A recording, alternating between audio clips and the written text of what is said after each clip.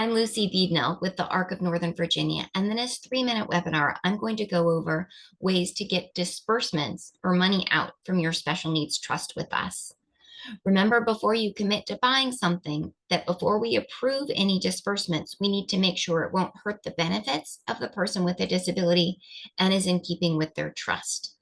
For example, if the beneficiary of the trust has SSI, that Social Security benefit, we couldn't pay for rent or food from their trust without harming their SSI benefits. Likewise, when someone funded the trust, they wrote terms for how that trust was allowed to be used. Usually that terminology is pretty broad, but it could have restricted things like purchases of certain kinds of activities or other expenses. So if you have questions about what could hurt your benefits or jeopardize the terms of your trust, just feel free to reach out and ask, and we're always happy to help. Now we'll talk through how you make a request for disbursement. If it's a one-time request, either for us to pay a bill that you're receiving one time or to reimburse you or someone else in your life for money that they've spent on your behalf, you'll fill out the disbursement request form with supporting information. The beneficiary name is the name of the person with the disability, and their participant number and account number would both be provided from Key Private Bank. If you have trouble finding them, just let us know and we can tell you. The check payee is the person to whom we are reimbursing, and where they are sending it should be on the mail check to line. The payment amount and date needed, remembering we need at least 5 business days.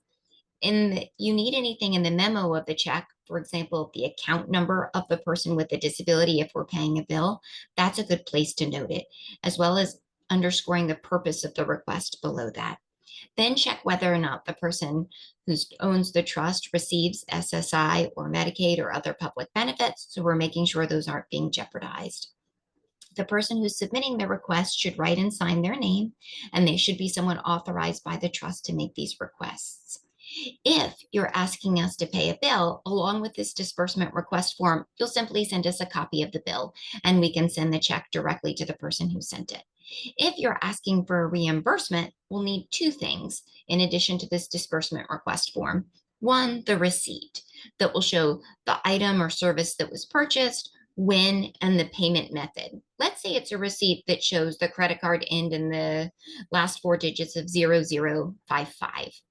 Then we would need to see the page of the credit card or bank statement for account ending in 0055 with the name of the person who owns that account, showing that that transaction posted.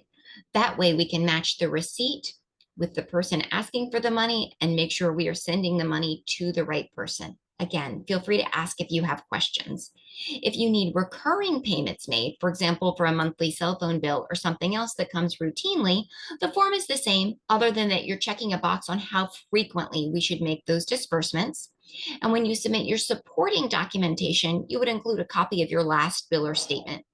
On a regular basis, you can just have that bill mailed to us instead of to you.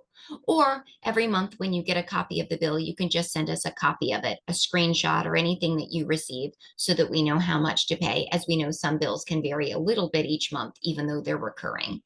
Don't ever hesitate to reach out to the trust team for any reason. And at thearcofnova.org, you can sign up for free workshops and events and book another consultation with us. You can call us anytime at 703-208-1119, extension 101. Thanks so much.